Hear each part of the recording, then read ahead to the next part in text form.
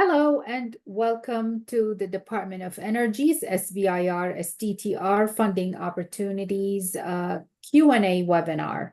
My name is Zina Al-Yusuf. I am with the DOE SBIR Programs Office, and today's panelists are Eileen Chant, Outreach Program Manager, Carl Hebron, DOE SBIR STTR Program Coordinator, and Brandy Greenewald, DOE SBIR STTR Central Program Operations.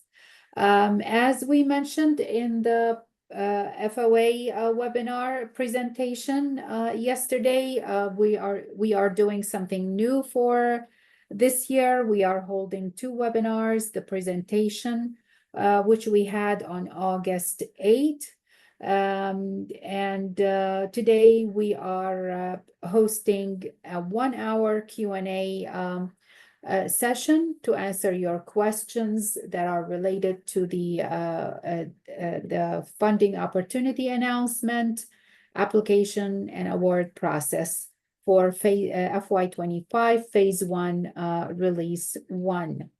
We decided to do that so that we capture your unique questions. Please submit your questions via the Q&A box.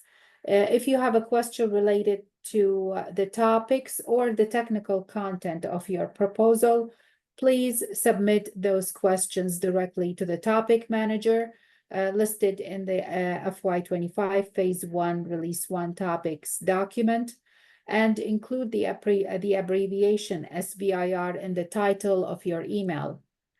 You can find the topics document on our website under the Funding Opportunities webpage.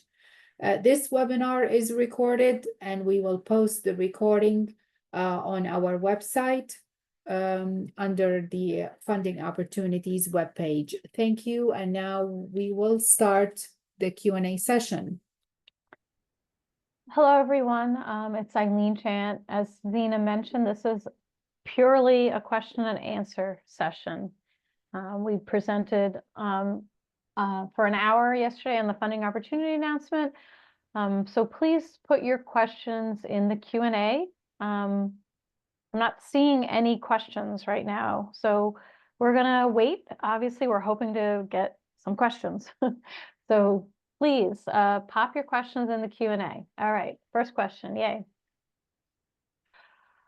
When will the FOA recording from yesterday be posted? Zina, can you answer that one?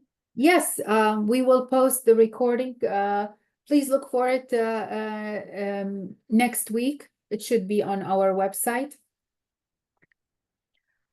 Along with the recording of this, both the Q&A and the presentation. We will have both posted on the website.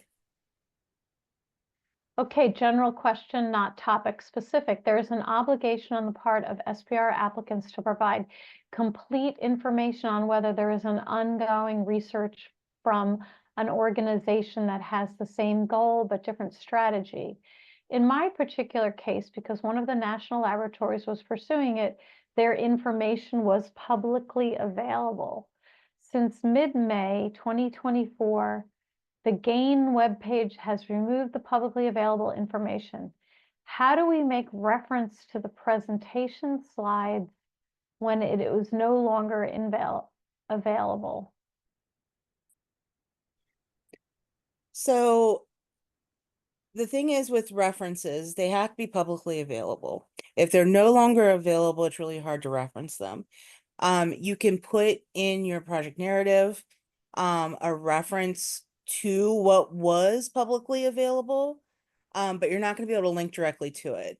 So that's going to be more of the problem, to be able to say this information was available, but it's not now. Unfortunately, the National Laboratory can have, has complete control over, where it's released as far as, if it's available or not. I'm not sure if it's not relevant anymore. But other than explaining what it is and that it was publicly available previously, there's really not much else that can be done, just because you're not going to be able to point to it, since nobody will be able to find it. But it's okay to talk about this a little bit in their application. It's knowledge, right? It can be presented as knowledge. Right, it is overall Correct. knowledge. I mean, you can list the national laboratory and, Be who they aware are. that- Yeah, so it's So aware. the applicant is aware, so the reviewers are also aware that you're aware of the tech, the state of the art, I guess. Okay, can a single company submit multiple applications for different topics? Yes. A company can submit up to 10 applications, provided they submitted 10 letters of intent. And I also want to mention that you can submit multiple applications for the same topic, subtopic pair. Let's say you have two different technologies that can address the problem. They have to be different projects altogether, but not only can you submit to different topics, you can submit multiple applications to the same topic, multiple but different applications.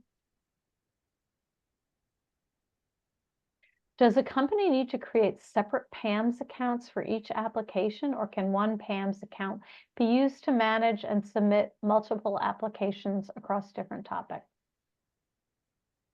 So the applications come through grants.gov.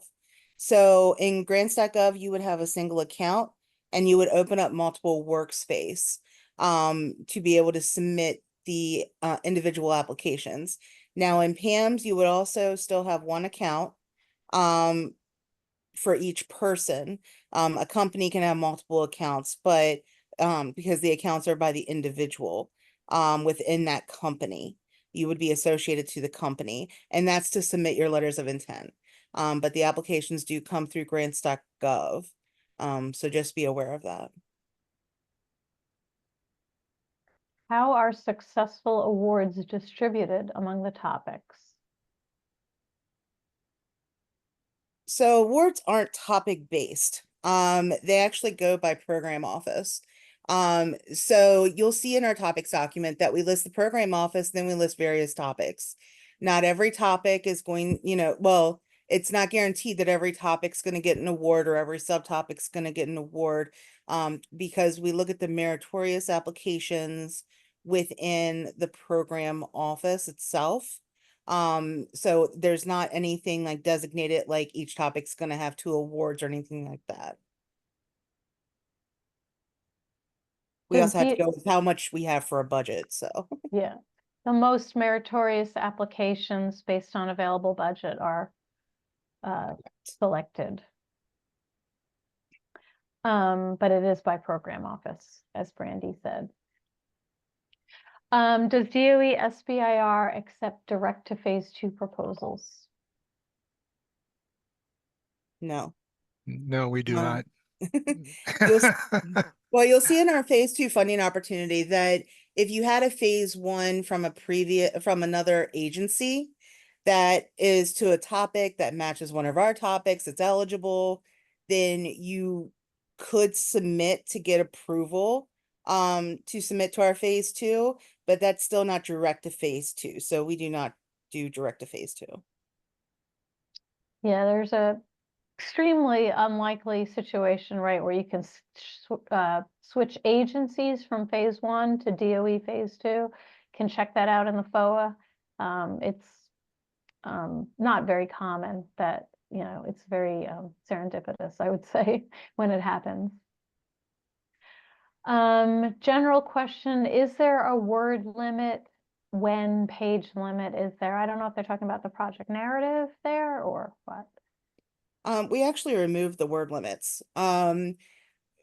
We have page limits that are in the FOA, but we do not have a word limit anymore. That was harder to track. So the page limit's pretty definitive, and also it's easy to see, especially in PDF, of what number of pages there are. So just be aware of that we did remove the word limit, and make sure that you are not exceeding the page limits. And there's a minimum font size as well of Yes. 11 point. So it's page limit and can't make your font smaller than 11 point. I submitted one proposal before. It seems I missed the deadline on resubmitting it again since the due date is 3/8/2024. Can I do one more on STTR or with different issues to be addressed? I am planning to do one on oil and gas monitoring, not related to the previous one.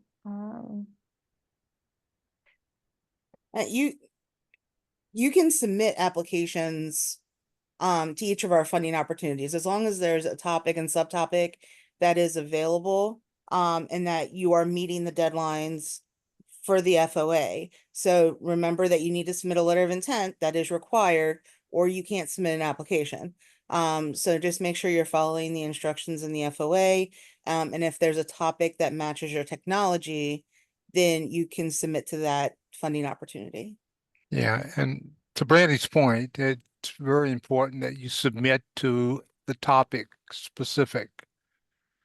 Yeah, I mean, there's not really, per se, we don't really talk about resubmitting an application Correct. because the topics always change. So what you would be doing was submitting a new application because you really need to be addressing the topic. I mean, I guess some topics stay the same, and you may be talking about that as well. I did get this question earlier this week from someone. They were like, if I submitted an LOI last time, can I submit an application this time? And so there's no requirements on maximum number of applications that you can submit over time or anything like that, or whatever past performance or submissions you have from a previous solicitation, they don't apply to the new solicitation. That makes sense. Yeah. Is there a mechanism for identifying small businesses applying for a grant that have a technology that a research institution would like to test in a field experiment? In this case, we would be looking for partners and coordinate with small business applying for a grant through STTR. FYI, our research is aligned with BER, so we would be testing instruments in the field. I think we kind of want to, I need to change slides. I'm going to just go ahead and say, I have the second slide here, and it does show a bunch of information about application resources. I mentioned all of these resources yesterday. I do want to just call out the Phase 0 application assistance. If you're a first timer to our program, I highly encourage you to apply to participate in this program. But with regards to the current question, if you are looking to be a partner to SBIR and STTR applicants, you do need to go ahead and register on our partnering platform.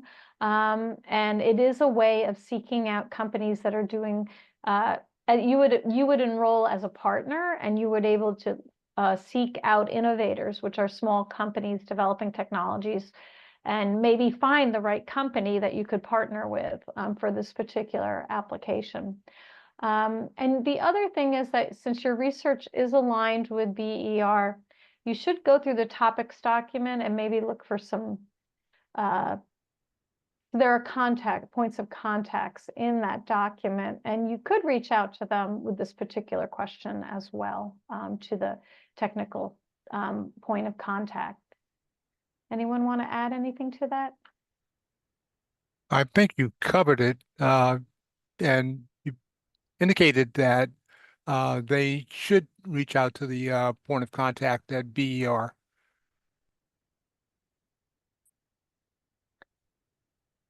If we have a Phase 1 with another agency, can we apply for both Phase 1 and Phase 2 to increase the changes?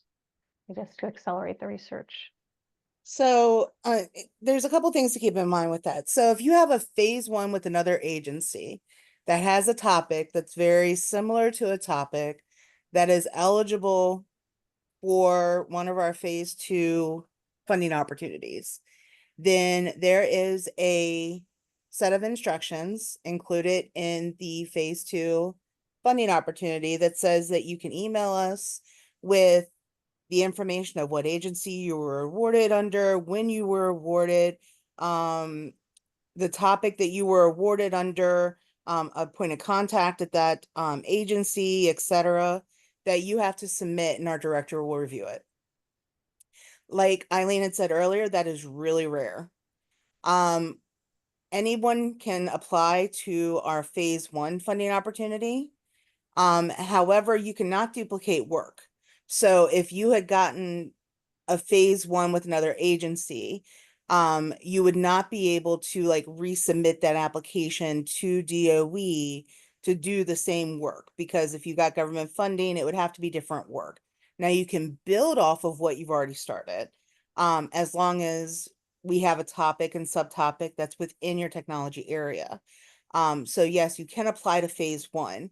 Applying to phase 2 is a little bit more tricky, and we have not released the phase 2 funding opportunity yet. So yes, you could try, make sure it does not duplicate work, make sure it is applicable to a topic and subtopic, and make sure you read the funding opportunity announcements closely to ensure that you are eligible and compliant.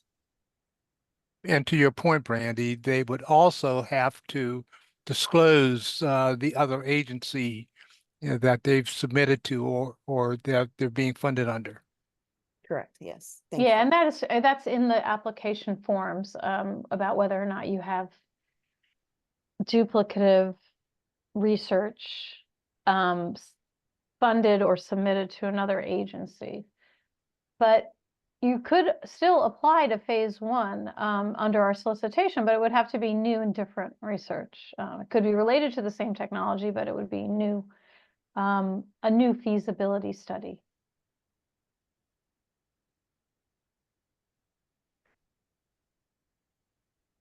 Is there a mechanism for identifying and partnering with one or more national labs would be appropriate partner for our technology? We do have resources on our website. Let's see, I'll put some links in the chat.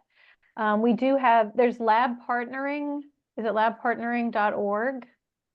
Or .com. I'll look it up after this, and I'll put the link in the chat. And then on our webpage, there's a webpage under our program that identifies contacts and areas of technical expertise at the national lab. So that would be another good resource for you. Again, we'll put those in the chat shortly. Carl, do you mind reading that last question while I go ahead and grab these links? Okay. My proposal comes under other in SBIR phase 1, release 1. If successful, can phase 2 application submission or submit application for phase 2 under continuing under phase 2?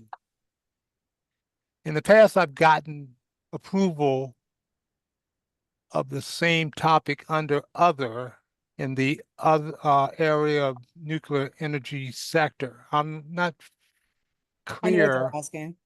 I'm sorry. So if you submit an application to phase 1, release 1, then you are only eligible to submit your phase 2, if awarded, to phase 2, release 1. You have to stay under the release that you were in where your phase 1 was awarded to the applicable phase 2. So like if you submit to the FY25 phase 1, release 1, and you are awarded, then you would only be eligible for FY26 phase 2, release 1. You can't change between the releases. And also our phase 2 FOA says that you have to submit a letter of intent. So make sure you do pay attention to that as well, but you stay with your release. Now, if there is a change internally to DOE, where we have a program office that changes from release 1 to release 2, then that would change when your application is submitted. However, that is a very special circumstance. It does not happen very often. However, we are having a change this year. That only affects phase 2s. And it is very clearly stated, and also the awardees are contacted in that case. So, overall, if you're in release 1, you can only apply to release 1. Phase 2, if you're in release 2, you have to stay in release 2. You can't flip flop between the two. So Okay, Zena, thank you, I put Brandon. in a couple of links. I'm sorry, Carl, you want to finish? No, Add no, a couple? I was gonna, Brandy, yeah, provided the correct information. Thank you. Zena, I did put 2 links in the chat, but I am not able to send it to the everyone group. So can you please copy those and put them in to the attendees? Sure, I could do that. It's one of them is, as I talked about before, is national lab profiles and the types of R&D that the different locations conduct, and contact information as well, and with respect to expertise, information, so that you figure out who the right person to reach out to is. And then there is the labpartnering.org site, which has a lot of similar goals, but you can check out both of them. And right now we don't have any open questions, so we'll hang around here for a minute or two. Okay, here comes another one.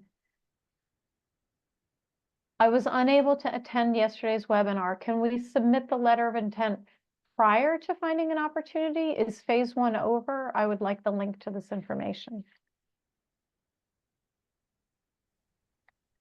Okay, so we have the link to our funding opportunity, I believe on this website, on this webpage. We don't have a link to our website directly on this page. I don't think so. Okay. Oh, to our website? Yeah, Well, to our subscribe to website. our mailing list takes you to the homepage. Okay. So if you go to our mailing list, we'll have these slides, but you can also send us an email. We've got our email address here and we can give you the link directly. So you would go to our website and go under funding opportunities. It's on the left-hand side. And we do have the funding opportunity announcement that is available. So we are accepting letters of intent now. I do want to give a tip just because we don't have a lot of questions right now. The title that you provide is supposed to be project specific. Don't put in a title there that says something like phase 1, release 1, letter of intent, or best letter of intent you're ever going to see. We want project specific titles that are unique for each LOI. But we are accepting letters of intent now. They are submitted through PAMS, and you can find all the information of how to submit a letter of intent in the funding opportunity announcement that is listed on our website under funding opportunities. But if you want the direct link emailed to you, just send us an email to the general questions email address that's listed there, and we'll send it right to you.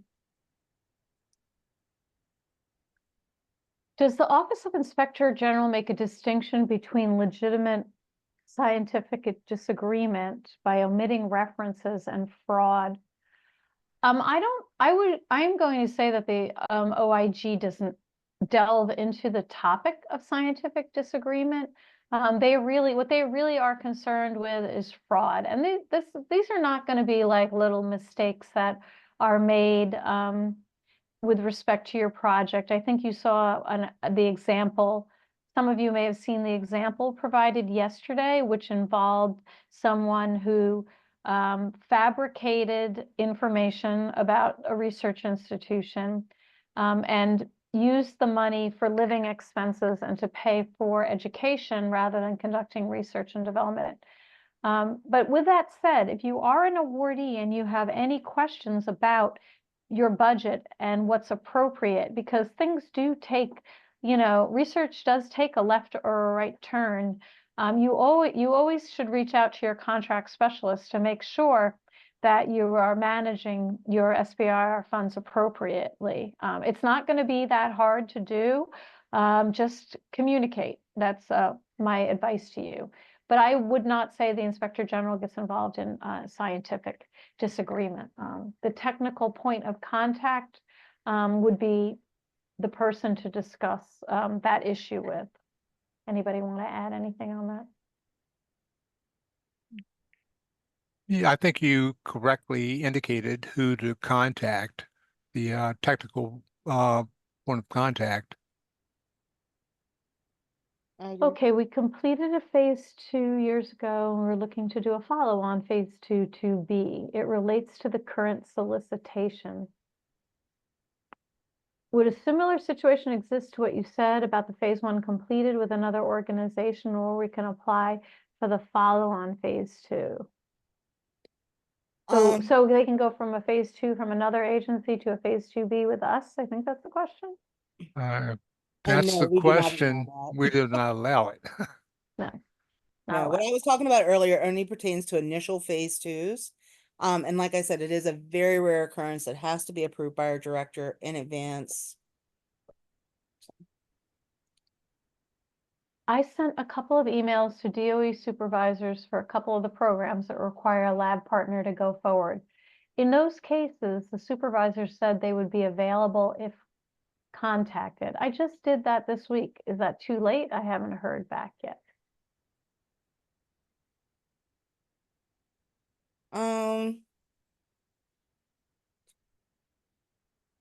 I'm imagining, since you said DOE supervisors, I'm guessing you're meaning the points of contact that are in the topics.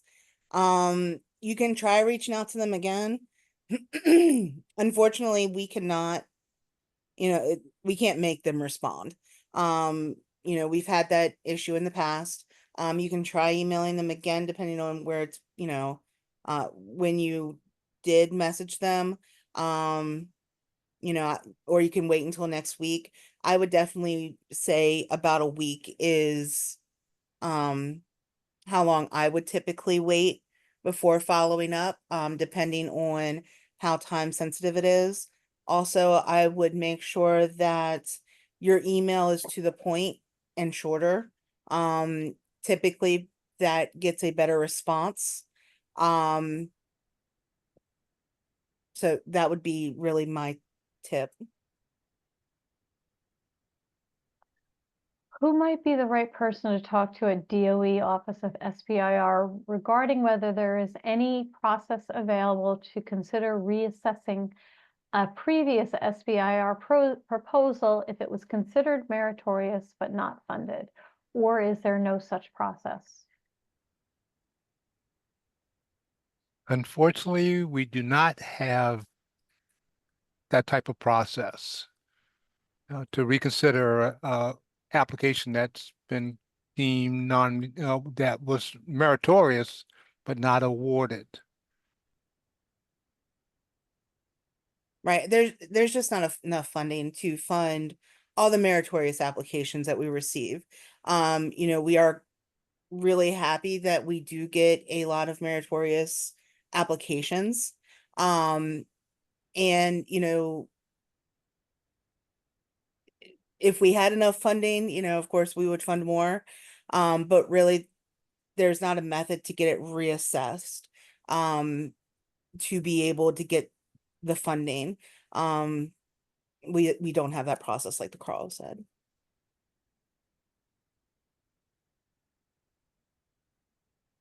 We have a phase 0 telecon today. If the coach does not see a direct connection to the subtopic, can we still submit? Can we try with the coach at a later date? So I guess what you're saying is that the coach indicated that your particular proposed, in their view, the proposed solution is not responsive to the subtopic, I guess. I'm guessing that. You are definitely able to submit. What I would do is I would submit an LOI if you really want to continue with the process, because you will receive feedback from the LOI if the program manager feels that you are not being responsive. And in addition to that, I don't know if you've tried to reach out to the program manager also to ask that question. But nothing will, not being able to participate in phase 0 does not preclude you from submitting an application. And if you want to send me an email about the specifics of your situation, I can like maybe provide you with a little bit more advice on the side. My email is right there on the screen. Thank you. Okay, I heard something that, I thought I heard that something about needs to be purchased. What were you referring to and how much does it cost? I'm not exactly sure. Do you guys Yeah, know? I mean, we talked about funding across different agencies. We didn't really talk about anything being purchased. I looked back through the other questions that we had answered, and there was nothing that was brought up as far as an item being purchased. So it is free to submit to our funding opportunities. There are some people, there are some companies out there that will charge or offer to charge to expedite sam.gov registrations. You do not need to use those. You so it doesn't cost anything to submit an application to us. And you can find all the information about our funding opportunity and how to submit in the funding opportunity on our website. Regarding the information about the national labs, it was posted in the chat, so check the chat if you haven't seen it yet. We received a phase 1 declination for November fiscal year 24, phase 1 release 2. We're funding that project on our own. What would be the best way to re-engage in sync with applying to the phase 2? So you wouldn't be able to apply to phase 2 in that case. You would have to get a phase 1 award through the Department of Energy or through another agency to the same topic that would be eligible for one of our phase 2 funding opportunities. So if your phase 1 would have been submitted to us and to another agency with a topic that would have been, looked at as basically the same, and the other agency awarded you and we didn't, then you could submit that information during our phase 2, when our phase 2 funding opportunity was released, and that could be reviewed by the director. But self-funding does not count as that. It's only if you were awarded a phase 1 from another federal agency. So you would have to have a phase 1 basically from DOE, like I said, or another federal agency. And like I said, we're on this topic and I understand why it's a hot topic. Just to give you some information, I've been part of this program since 2004. I think I've maybe seen as much as 5 over this entire time I've been part of this program that have been able to apply for phase 2. It's really, really, really rare. So I'd prefer not to focus on it, even though, yes, it was a topic that was brought up. Yes, it is part of the phase 2 funding opportunity, but we all are so, are more focused on phase 1 for the current funding opportunity.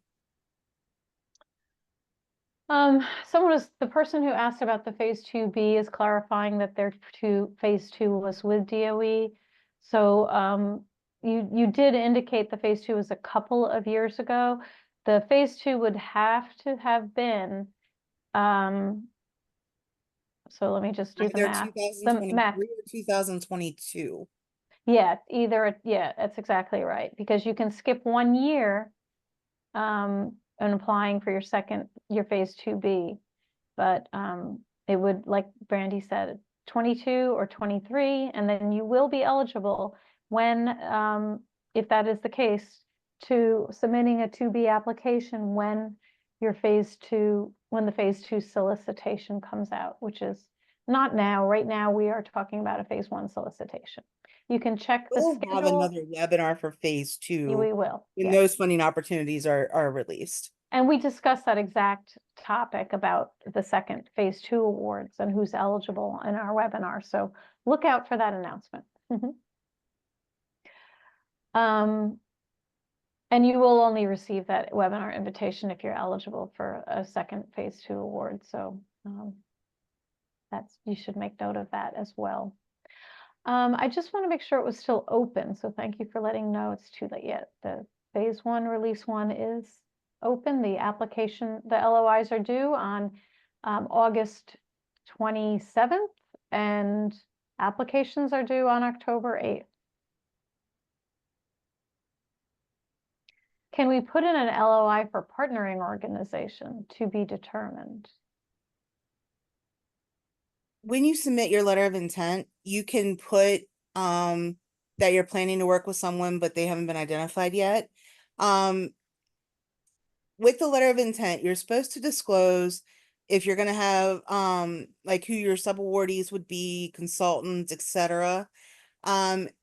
If there's a potential of working with someone, like say you've reached out to, a couple different national labs, you're waiting for responses. I would err, on the side of putting that in your letter of intent. Your letter of intent is not binding. It does not have to match your application when it comes to those subcontracts and consultants. So they don't have to be completely locked down. However, the managers, the technical managers are going to be looking at your letter of intent and starting to look at potential reviewers for the full application. So by putting who you could potentially work with in your letter of intent helps them avoid possible conflicts of interest. Conflicts. So that's the only reason why we say to disclose it. You're not locked in. You're not required to work with them. So if you put someone on your LOI, we know that can change. But yes, if you want to put to be determined, then that's fine as well. Is it best to contact a program officer or manager by email or phone call? We only have emails listed in the topics document. So we do not give out phone numbers within the topics document. So it is preferred by email. Like I said, focus on clarifying questions about the topic and subtopic. I would also recommend going back and looking at the recordings for the topic webinars that were done, because that could answer some of your questions as well. And making the emails precise. I see that gets a lot better, type of response from our managers. All right now, this is the last question. Someone is saying that they are not seeing the national lab links in the chat. I don't know how to address that because I see clearly that they were put into the chat to everyone. One of the links is easy. It's labpartnering.org. The other one is a little bit longer. So if you want to just send me an email, I'll shoot you that link after the webinar. I don't know what else to do because they were put in the chat. Maybe you can't see the chat. Well, I can see them. Yeah, Basically, they're yeah. there. So there are no questions. We'll stick around another minute to see if any more pop in. Otherwise, we're going to end the webinar, but you can always reach out to us. There are 2 email addresses. The SBIRS TTR email address is best for application questions and questions about phase 0 and other outreach related questions should come to me. Please note that we do have a fairly new application guide, and you should be utilizing that. It does help you with planning, and there's examples, you can download blank forms from it and detailed instructions on every part of the application process. It appears we have another question about the peer plan. Have there been any changes to the peer plan requirements or evaluation? There has not been any changes since last year. I will also encourage everyone to attend they're going to have 7 Ask Us Anything webinars on the application process. So you have plenty of opportunity going forward to ask us questions. And we do cover some focused topics. So we go over some of the newer requirements. We go over the peer plan. We go over pitfalls and that kind of thing. So please make sure you register. There will be a bulletin coming out about this webinar. The first one is on the 21st of September. I also want to add, though, that only the first 2 are going to be open to everybody.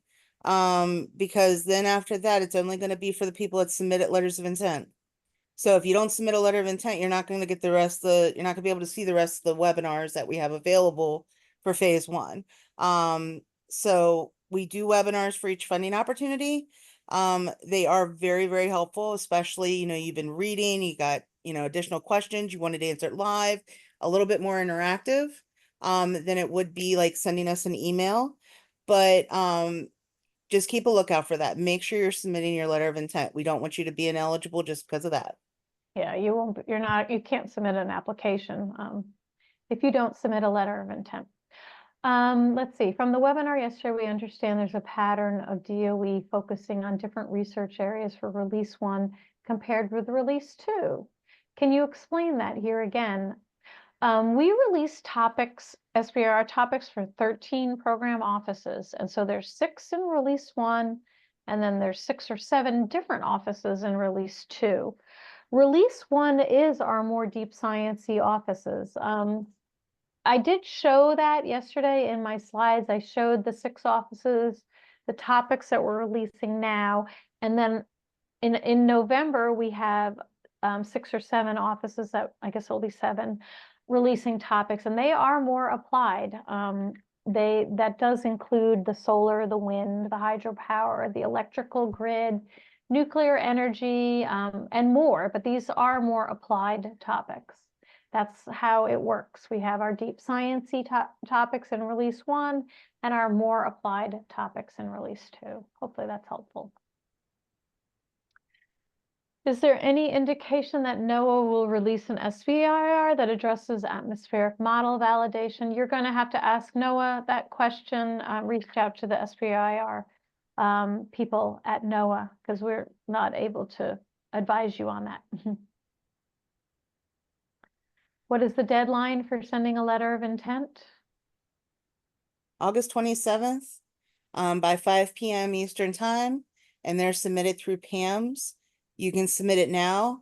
All of the letters of intent are kind of reviewed at the same time. So I would say submit it the earlier the better, just to ensure that it is submitted. Now, once you submit a letter of intent, just to give you a heads up, in PAMS, you do have the ability to reopen it if you realize that, you made an error or you wanted to add something to it. A letter of intent includes an abstract that talks about your technology. It is used by the program manager to see if your technology fits within the topic and subtopic you're applying under. So they're going to evaluate it to see if it appears responsive to the topic and subtopic. So make sure that information is complete. And if you reopen your letter of intent, it must be resubmitted in PAMS or else we will not have it. If you look in PAMS and it says a status of in progress, that means it is not submitted, means we do not have it. We will not see it. So make sure that the letter of intent says that it's been submitted, and that it's not in progress, because if you reopen it, it pulls it back from us. But again, August 27th by 5 p.m. Eastern time in PAMS. Okay, I think you answered that last question there too. I think it was the same person, so that's why I did. You went right on, rolled right on. Just put them together. All right, I think, yeah, thank you. I think we're done. There's no more questions. We thank you for attending. There's going to be ample opportunity to ask us more questions throughout the solicitation cycle, and you can always email us with questions. I'm passing it back to Zena. Thank you. Thank you, Eileen, Carl, and Brandy, and thank you for everyone for attending. Look for the recording of both August 8 and today, August 9 webinar to be posted on our website next week under the Funding Opportunities webpage, along with the FOA presentation for August 8. So look for that, and have a good evening.